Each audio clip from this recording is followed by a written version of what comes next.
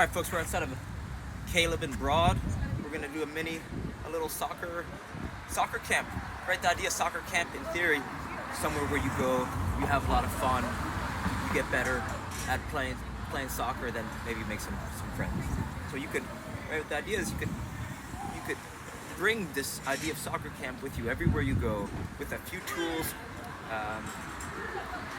that can fit in your backpack or your pocket. You can make it perpetual, right? Playing, dribbling, juggling everywhere you go. So,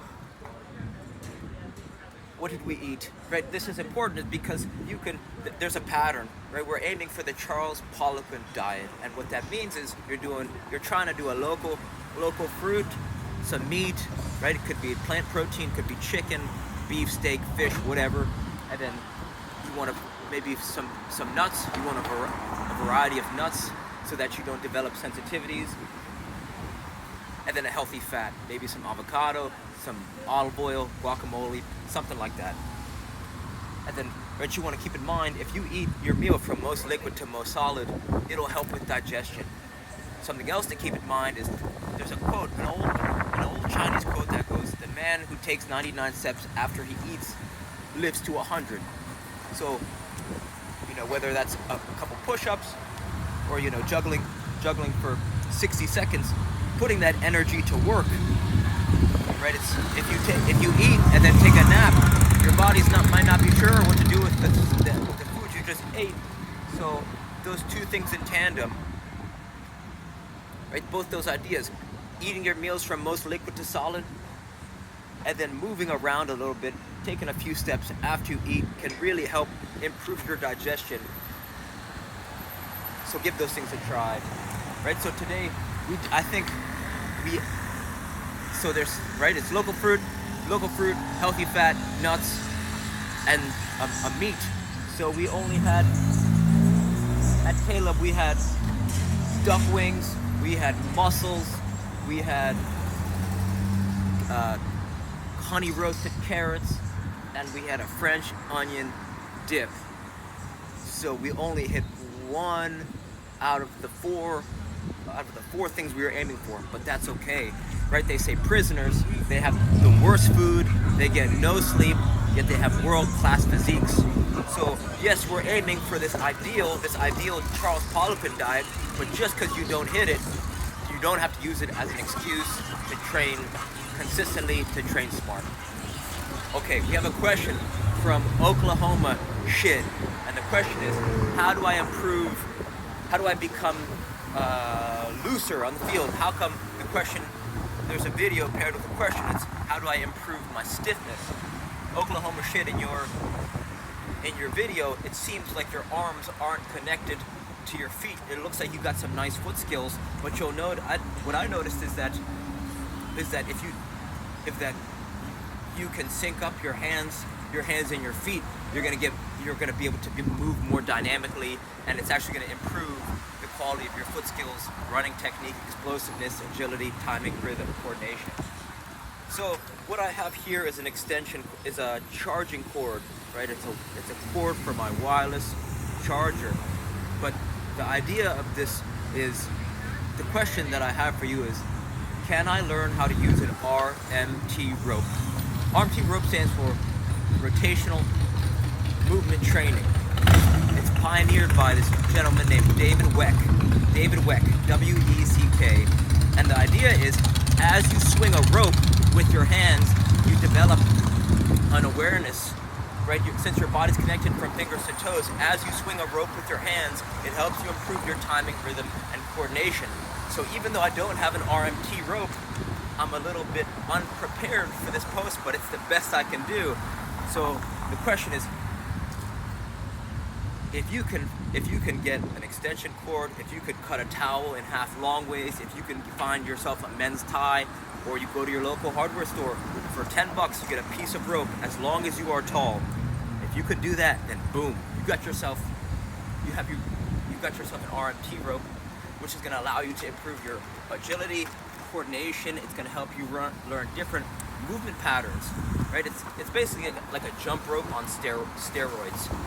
So this would be the fastest way in my mind, not only the fastest, but an effortless way that you can improve your stiffness, right? Because it's going to help you bend and twist your spine, right? You can go get different range of motion in the shoulders. You can get low. You can get into that caveman squat. You can get into a lunge, and you're just moving, breathing. Floyd Mayweather, he likes to go underneath the leg. So it's less about the rope, but more just an idea of using an object to help you improve the quality of your movement, which is going to immediately solve your problem. You'll notice, right? You think about a lot of players, they spend hours. They'll go to a gym, right? They're traveling to a gym, then they're spending, an hour to 3 hours doing maybe bodybuilder exercises, or spending way too much time on a treadmill just running in a straight line. And if you think about the game, 2:45-minute halves, you're never just running in a straight line, right? You're stopping, you're starting, it's sprint, jump, walk, jog, paused, right? It's multi-directional. You have to improve the quality of your motion from all different types of movement. So that's why this makeshift RMT rope is really going to transfer, right? You'll notice your juggling is going to improve, your balance will improve, your time.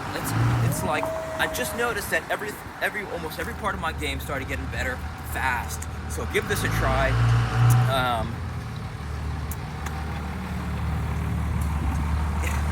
It's so powerful because it's so simple. You don't need a gym membership.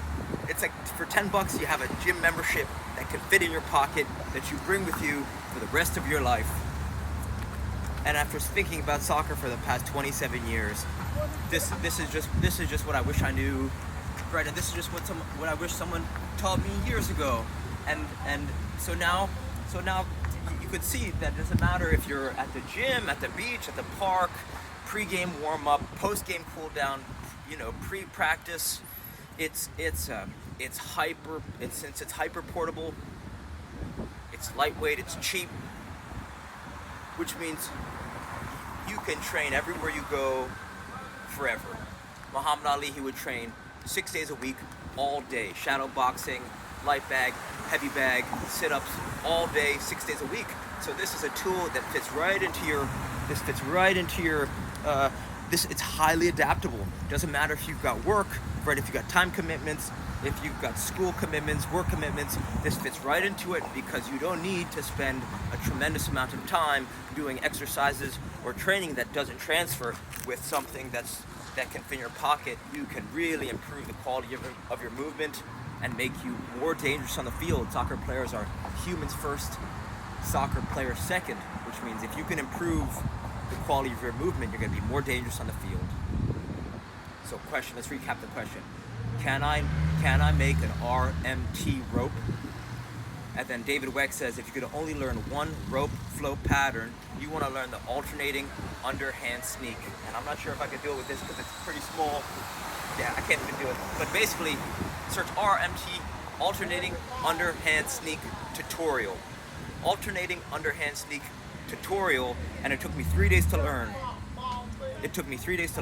So you'll never look back. I promise you. If you learn the alternating underhand sneak, you'll never look back. But to learn the alternating underhand sneak, first you got to get the rope. So the first step is getting the rope or the jump, finding yourself a cheap jump rope, or just getting a piece of rope. As long as you're a soft piece of rope from your local hardware store, for $10 you could tie 2 shoelaces together, and then just by swinging it, getting into one-legged balance, getting up on your toes, getting up on your heels, start power posing. It's like you just begin to explore different ranges of motion in your body, which is going to help you become more dynamic and dangerous on the field.